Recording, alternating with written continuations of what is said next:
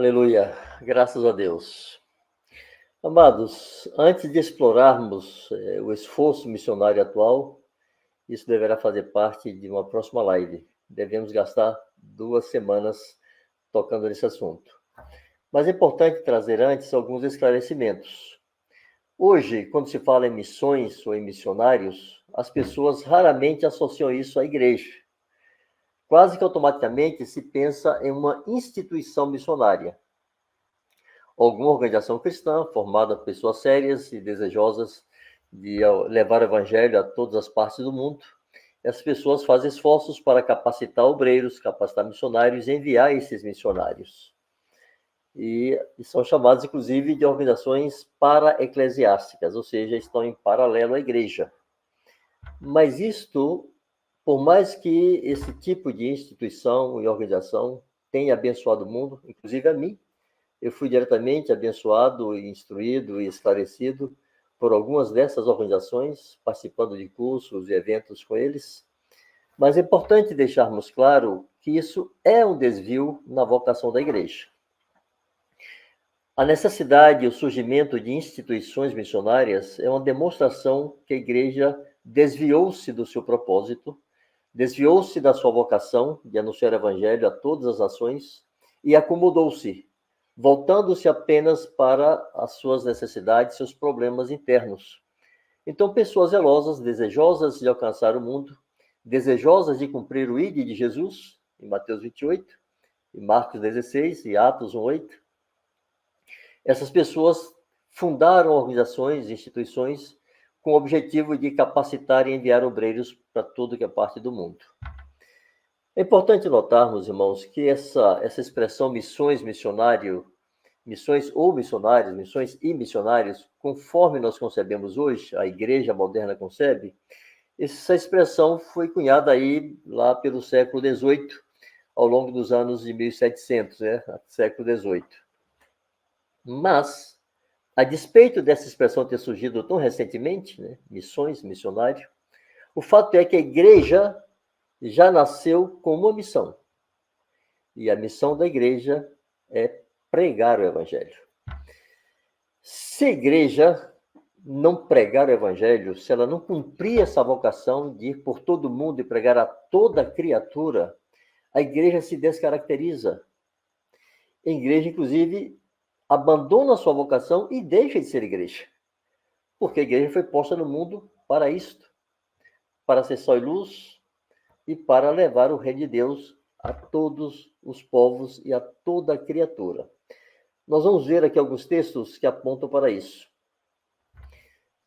Primeiro, em Mateus 28, 18 a 20, demonstrando que a igreja já nasceu com essa vocação. Está escrito assim: Jesus, aproximando-se, falou-lhes, dizendo: toda a autoridade me foi dada no céu e na terra.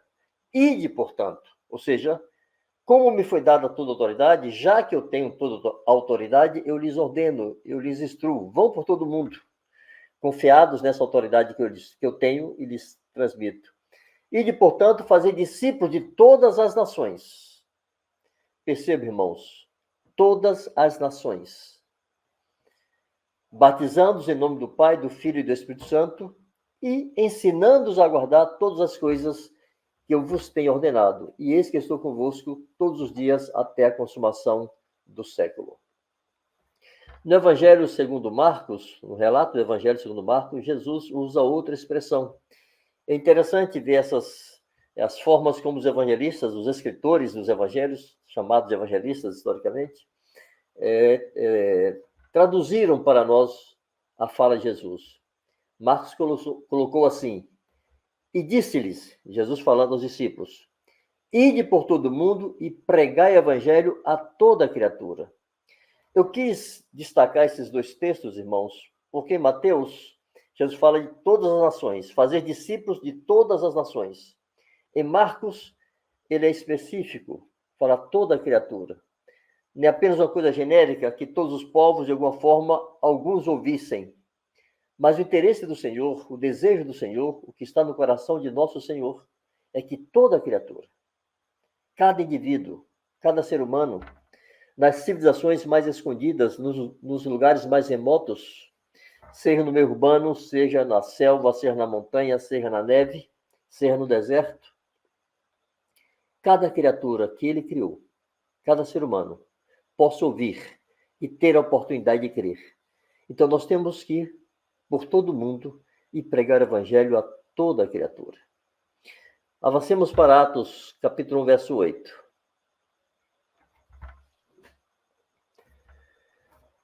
Aqui Jesus é o mesmo ambiente, Jesus está se despedindo dos discípulos, voltando para o Pai, e ele lhes diz: mas recebereis poder ao descer sobre vós o Espírito Santo. Muito importante, amados, entendermos que esse poder foi dado com um propósito definido. Uma das maiores expressões de que alguém, uma das maiores demonstrações ou evidências, né, coloquemos assim, de que alguém está cheio do Espírito Santo é quando essa pessoa sai pregando o Evangelho. É impossível alguém estar cheio do Espírito Santo e não pregar o Evangelho.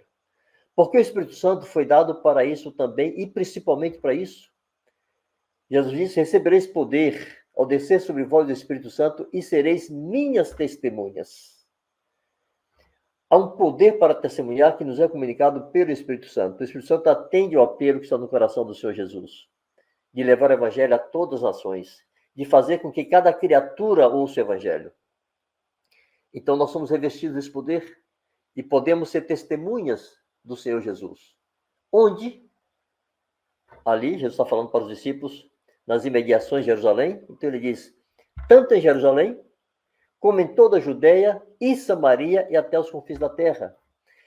O que Jesus está indicando aqui, irmãos, que não são etapas sequenciais. É como se fosse assim, ir crescendo em espiral, é fazer simultaneamente. Tanto em Jerusalém, como em toda a Judéia e Samaria e até aos confins da terra. Esses confins da terra, irmãos, ainda não foram totalmente alcançados. Há muitos rincões do mundo que nunca ouviu o Evangelho. Na próxima live, eu espero contar algumas situações, experiências que demonstram isto. Mas a ordem é ir a todo mundo e pregar a toda criatura e irmos até os confins da terra. Pois bem, outra evidência é que essa vocação foi dada à igreja desde o início.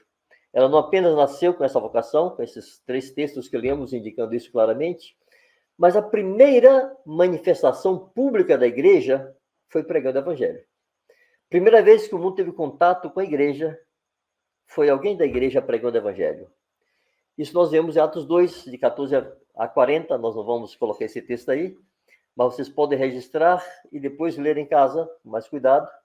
Mas aquela situação em que Pedro, no dia de Pentecostes, quando eles foram cheios do Espírito Santo, aquela promessa de Atos 1:8 se cumpriu, e eles deram consequência a esse enchimento do Espírito Santo, pregando o Evangelho. Duvide de alguém que se diz cheio do Espírito Santo e não prega o Evangelho. Coloque em xeque, coloque em dúvida a pessoa que se declara cheia do Espírito Santo e não prega o Evangelho.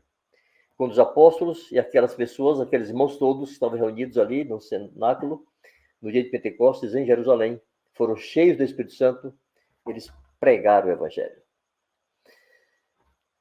Irmãos, é tão importante que cada um que diz que ama Jesus, que crê em Jesus, que serve Jesus, cada um que é participante da Igreja de Deus, entenda que deve dedicar a sua existência aqui na Terra para o avanço do Evangelho.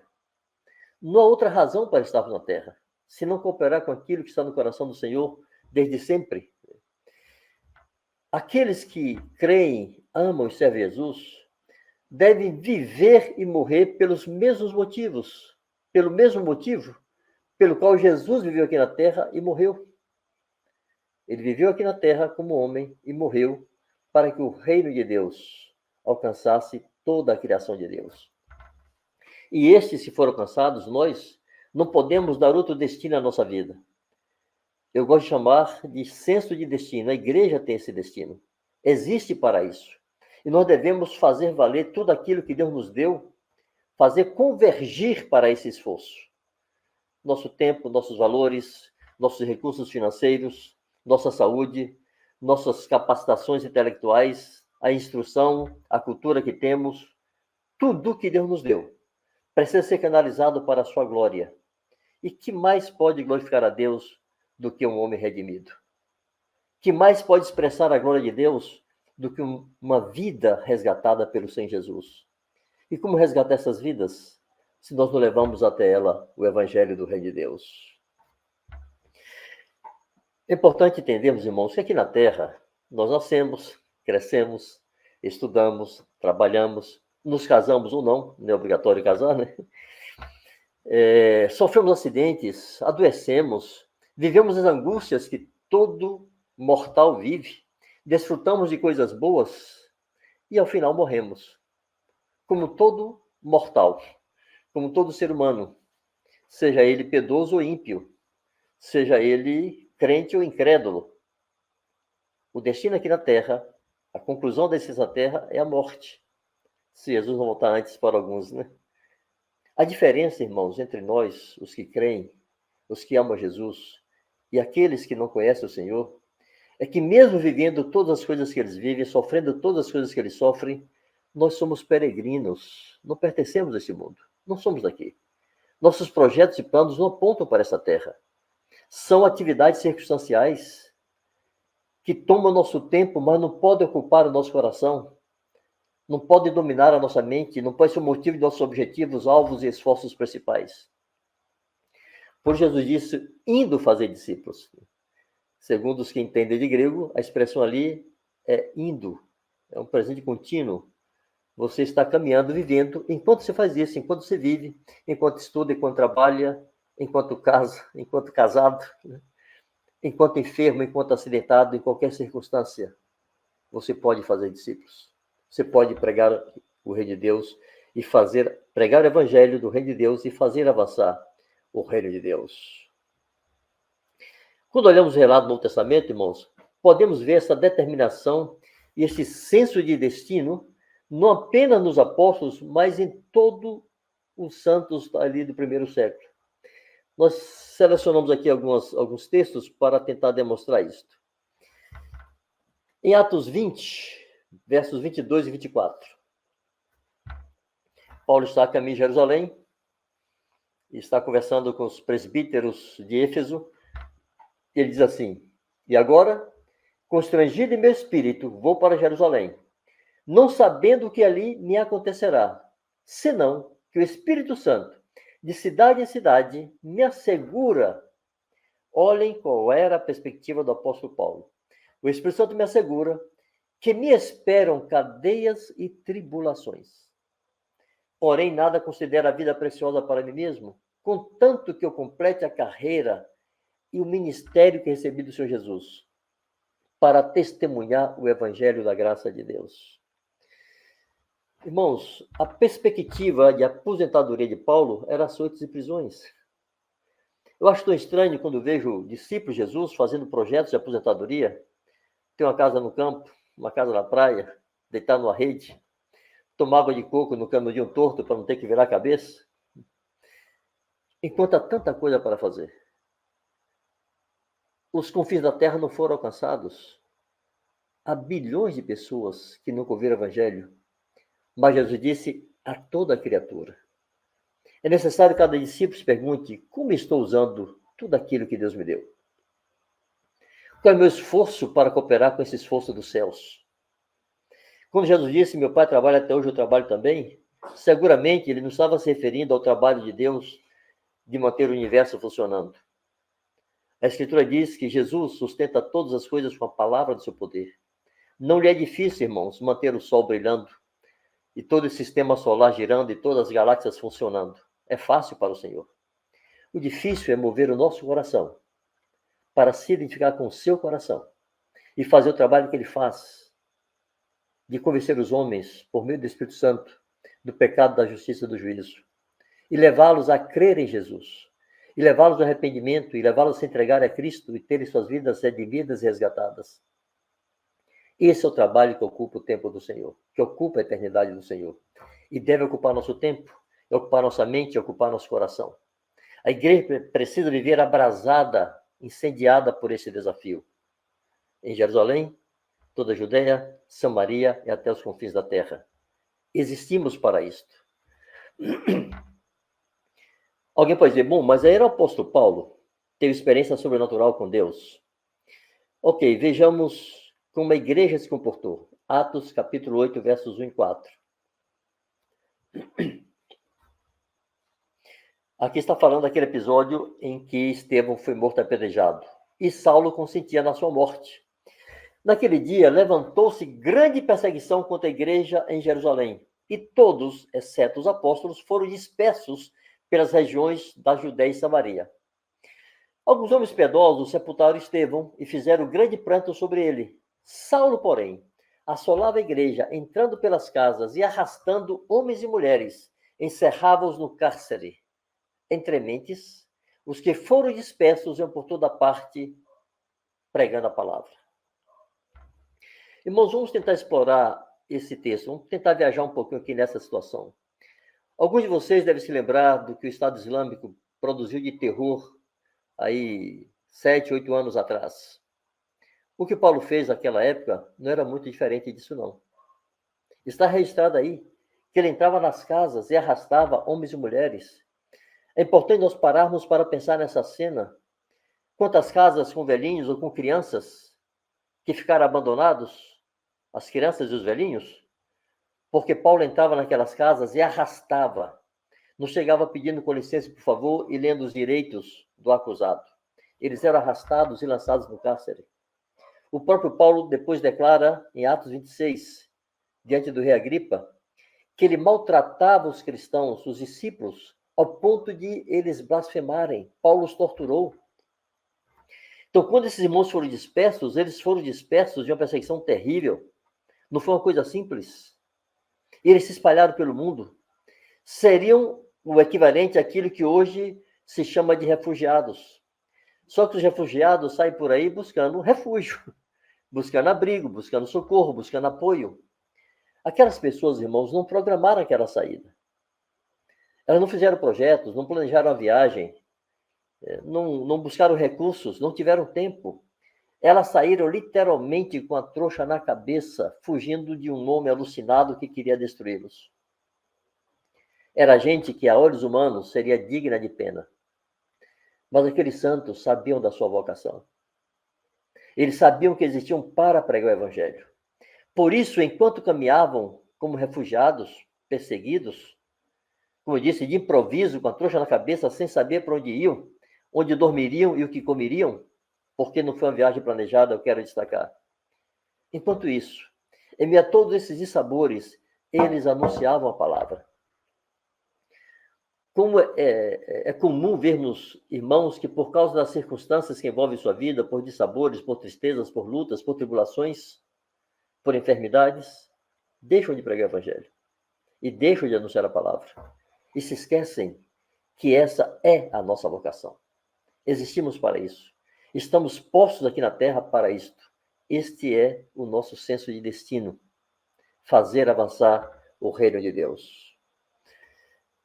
Mas essa peregrinação daqueles santos perseguidos produziu um resultado impressionante, que nós vamos ver agora em Atos 11, do verso 19 a 21.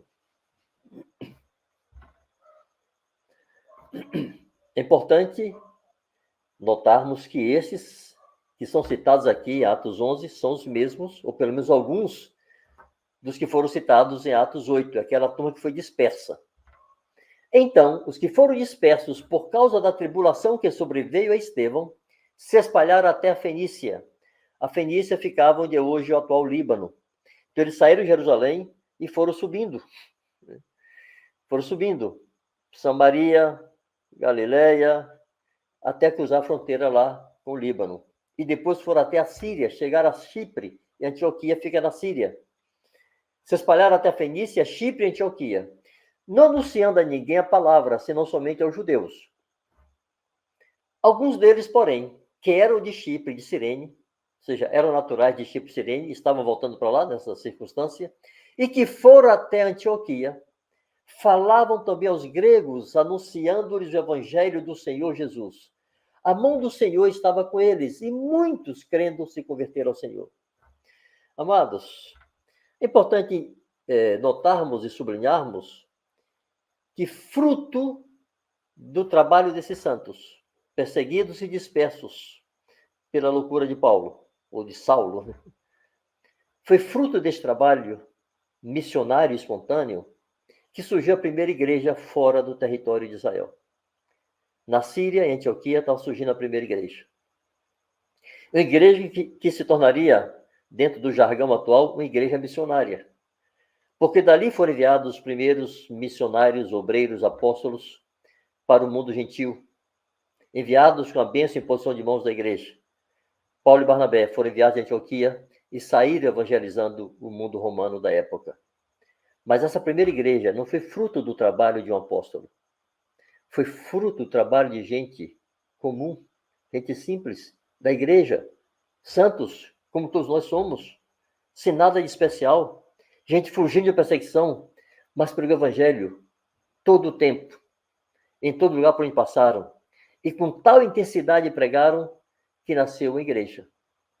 Se seguirmos lendo ali Atos 11, vamos constatar que chegou aos ouvidos de Jerusalém, dos apóstolos em Jerusalém, que havia surgido a igreja em Antioquia, e eles nem tinham conhecimento.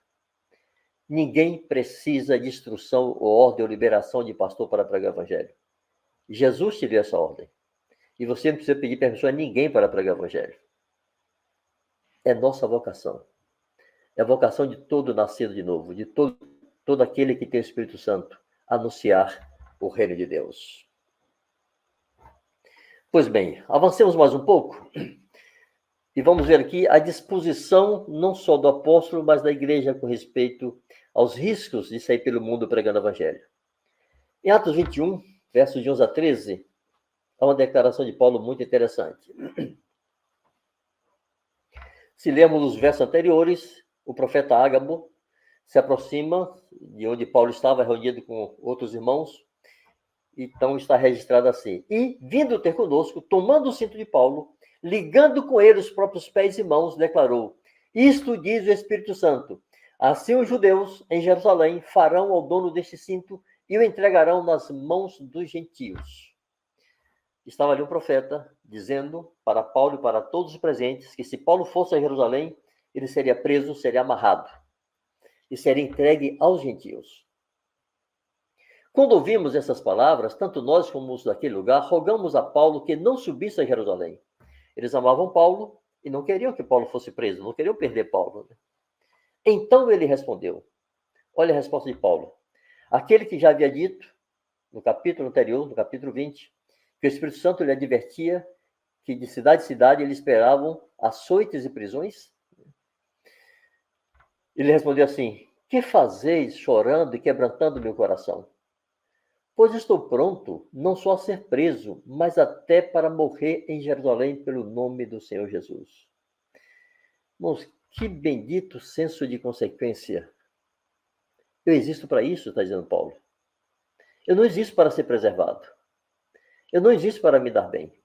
Eu não existo para ter saúde. Eu não existo para ter prosperidade. Eu não existo para ter comodidade e conforto. Eu não existo para me aposentar. Eu existo para pregar o evangelho. E se para pregar o evangelho eu serei preso ou morto, que importa? Estou para isto? E de novo alguém pode dizer, mas esse era Paulo. Pois então vejamos o que o próprio Paulo fala a respeito dos filipenses. Em Filipenses capítulo 1, verso 20 e 21.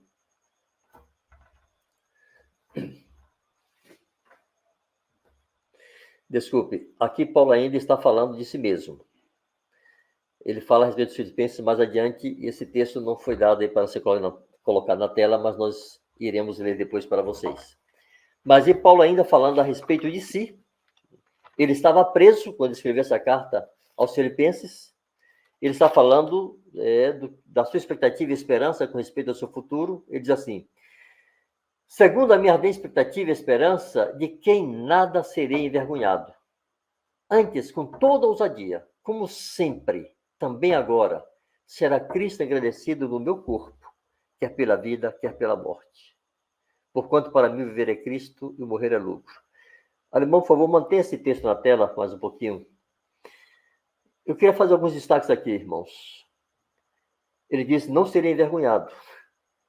Ele estava em situação vergonhosa, estava preso, mas ele não sentia vergonha. Há uma diferença entre passar vergonha e sentir vergonha. Ele estava passando vergonha, mas não estava sentindo vergonha, não estava se sentindo envergonhado. E diz que com toda ousadia, como sempre, também agora será Cristo engrandecido no meu corpo, quer pela vida, quer pela morte. O seu corpo, o corpo de Paulo, enquanto ele vivo, existia para glorificar a Cristo, para engrandecer a Cristo, por seu serviço, por sua santidade. E se ele morresse, também Cristo seria engrandecido em seu corpo, por sua morte, morrendo por causa de Cristo.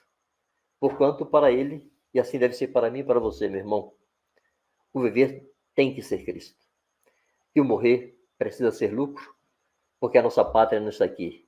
Nós somos peregrinos em um mundo onde devemos anunciar o reino de Deus e o evangelho do reino de Deus.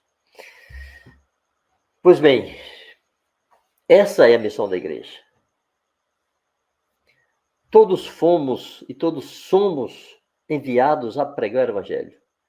A ordem de Jesus em Mateus 28, Marcos 16, Atos 8, não é para alguns selecionados, é para todos nós, onde quer que estejamos. Todos nós somos missionários do reino de Deus, enviados pelo próprio Senhor. Ele nos comissionou. Ele disse: não foram vocês que escolheram a mim, antes eu escolhi a vocês, e vos designei para que vocês vão e deem fruto. Eu vos designei, de Jesus, para que vades e deis fruto. Foi ele que nos designou para isso, foi ele que nos vocacionou. Pois bem, irmãos, se todos somos missionários e todos fomos enviados, de onde surgiu então a expressão missões e a expressão missionário tão comum hoje em dia? Bom, aqui uma passagem rápida na história da igreja. Já a partir do século III, eu estou destacando o século III para garantir que aí já estava a igreja assim em estado descendente, né? Com declínios e com uma diluição muito grande, muito distante daquilo que foi a gloriosa igreja do primeiro século. Esse processo de diluição da igreja, das verdades, dos princípios, da vida da igreja, que já estava tão acentuada no terceiro século, chegou a um ponto tal que a igreja se transformou em uma mera instituição humana, misturada com o Estado, de mãos dadas com o Estado, com o poder político, e tendo raras e pequenas expressões de piedade individual, pessoas, homens e mulheres piedosos, aqui e ali, ou pequenos grupos, como os anabatistas, que tiveram vários nomes ao longo da história, porque se caracterizaram por gente que não aceitava o batismo infantil e batizava todo aquele que cresce e se arrependesse. Mas eram expressões pequenas e raras ao longo da história. Irmãos, por mais de 1000 anos a igreja viveu assim.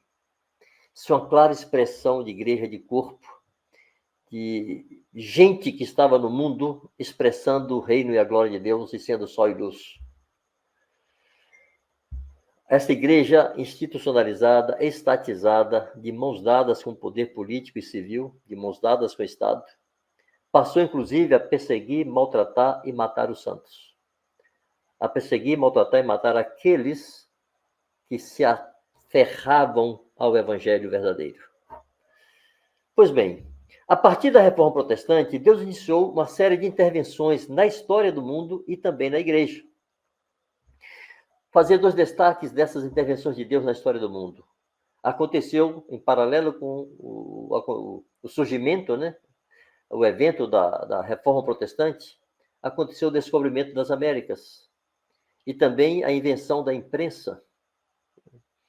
As Américas serviu, a América do Norte pelo menos, de berço para todo o movimento puritano que iria revolucionar o mundo mais adiante. E a imprensa possibilitou imprimir Bíblias, e falaremos disso aqui um pouco mais adiante também. Mas houve também intervenções de Deus no meio da igreja, promovendo renovação espiritual, restauração de verdades do Evangelho que estavam escondidas debaixo das tradições humanas que tomaram conta da igreja ao longo de 10 ou 12 séculos. A partir da Reforma, Deus interviu no mundo e na igreja. Nós vamos ver aqui uma sequência rápida e resumida dessas intervenções. Primeiramente, o Senhor interviu na igreja, restaurando o entendimento de justificação pela fé na obra redentora de Cristo Jesus e não por obras de caridade que os homens pudessem fazer. Segundo, a restauração das Escrituras. E Deus possibilitou que as Escrituras fossem traduzidas, a Bíblia fosse traduzida para os idiomas, os diversos idiomas europeus, os idiomas que o povo falava na rua. Porque até então o povo apenas ouvia citações bíblicas em latim, nos eventos religiosos, né? Nas missas, etc. Com a tradução das Escrituras para o inglês e outros idiomas, o povo passou a ter acesso à palavra de Deus. E não apenas o clero, que antigamente, nesse período, somente o clero, apenas o clero, tinha acesso às Escrituras. Agora, irmãos, um pequeno parênteses para destacar o grande preço que foi pago por muitos para que as Escrituras chegassem até você. Eu quero animar vocês, inclusive, a estudarem um pouco sobre isso. Não precisa estudar muito, não. Estude um pouco apenas. Tente se informar como é que a Bíblia chegou até você. Que se passou para que a Bíblia fosse traduzida dos idiomas chamados mortos já, das línguas mortas, para português, francês, inglês, espanhol, etc. As línguas que temos acesso. Bom, além das demais línguas, né, pelo mundo afora, árabe, hebraico, o Novo Testamento, né, chinês, japonês, enfim. Idiomas e dialetos indígenas. Eu vou citar algumas referências históricas. John Wycliffe traduziu a Bíblia para o inglês. Ele morreu em 1384. Mas 44 anos depois, desenterraram os seus ossos e queimaram, sendo aquele morto, né, acusado de heresia, e por isso queimaram os seus ossos, para deixar claro que ele era um herege. Mas houve outro homem chamado John Hus, que era um seguidor de Wycliffe e seguiu seu trabalho em tradução da Bíblia. John Hus foi queimado vivo em 1415. E usaram Bíblias para fazer aquela fogueira onde ele foi queimado. Queimado vivo, porque traduziu a Bíblia, para que essa Bíblia chegasse até mim e você. Você tem facilmente o Jair no seu celular, e você acessa a hora que quiser. Mas nem sempre foi assim, amados. Homens pagaram um preço elevadíssimo para garantir que a bendita e santa palavra de Deus chegasse até mim e você. Houve outro homem chamado William Tyndale, que foi crucificado em 1536, porque traduziu a Bíblia. Eu quis destacar isso para que você aprenda a amar as Escrituras. Aprenda a amar a palavra de Deus. Não banalize. É por aí que Deus manifesta a sua vontade e demonstra o seu querer. É por sua palavra que ele nos alcança. Pois bem, com a Bíblia nas mãos do povo, foi possível que houvesse um avivamento de santidade, porque o povo começou a ter contato com a vontade de Deus, com a doutrina do Senhor, e surgiu o movimento dos puritanos, gente que resolveu viver a doutrina dos apóstolos, praticar a doutrina na família, no trabalho, com respeito às finanças, com respeito a tudo. Todo ensino apostólico eles passaram a praticar. Houve uma revolução e um avivamento de santidade naquele período, porque as Escrituras chegaram até as mãos do povo. Com a Bíblia nas mãos, também surgiu uns grandes avivamentos. Seria interessante se vocês pudessem depois ler os movimentos de avivamento que Deus produziu nos anos de 1700 e 1800, início dos anos 1900 ainda, que sacudiram o mundo em todas as dimensões, na Europa, parte da Ásia, nas Américas. Foi um tempo de grandes avivamentos, porque a palavra chegou e o povo tinha acesso, e Deus podia falar-lhes por meio da sua palavra. Também Deus despertou por meio da sua palavra o coração de muitos que despertaram-se para a necessidade de levar o evangelho a todas as partes do mundo. E surgiram aí as missões e a grande expansão missionária e a grande expansão do reino de Deus, que aconteceu aí entre o século XVIII, XIX e início do século XX, e que agora está confiada a nós levar isso adiante. Nesse esforço missionário, irmãos, e vamos ver isto na próxima live, muitos perderam as suas vidas, muito sangue foi derramado, inclusive no Brasil. O evangelho não chegou facilmente no Brasil. Você vive com muita liberdade, você prega evangelho em qualquer lugar nesse país. Eu não sei por quanto tempo vai ser possível isso, mas ainda é assim. Mas não foi assim nos 3 primeiros séculos. Nos 4 primeiros séculos. Houve muita dificuldade para que o evangelho entrasse no Brasil. E pessoas foram mortas. Houve mártires em solo brasileiro. Esses missionários, essas pessoas, homens e mulheres, que tomaram a peito, cumprir a missão que foi dada à igreja. Muitos deles perderam suas vidas e abriram portas que estavam fechadas com o derramamento do seu sangue, para que o evangelho chegasse até nós. Pois nós devemos corresponder a isto e não fazer menos do que eles. Agora está em nossa mão. É a nossa vez de fazer valer nossa geração, essa vocação bendita da igreja e do reino de Deus sobre a terra. Pois bem, na próxima live, irmão, queremos contar a história desses missionários dos últimos séculos e um pouco da realidade e desafios de nossos dias, para seguirmos levando o evangelho onde ainda não chegou e dando suporte aos santos, à igreja, que vive em lugares onde sustentar a fé e sustentar o testemunho pode custar muitas dores e mesmo a morte. Mas bendito seja o Senhor, Ele é digno. Para Ele existimos, por Ele vivemos e por Ele podemos e devemos morrer. Graças a Deus. Pois bem, vamos então aqui às nossas perguntas para fixar a nossa compreensão. Primeira pergunta: qual a missão e vocação da igreja? Segunda pergunta: como a consciência dessa missão e vocação tem afetado a tua vida e o teu serviço no reino de Deus? Terceira pergunta: os recursos intelectuais, físicos e financeiros que Deus te deu estão sendo usados para a expansão do reino de Deus? Usados também para a expansão do reino de Deus ou apenas para o teu próprio deleite?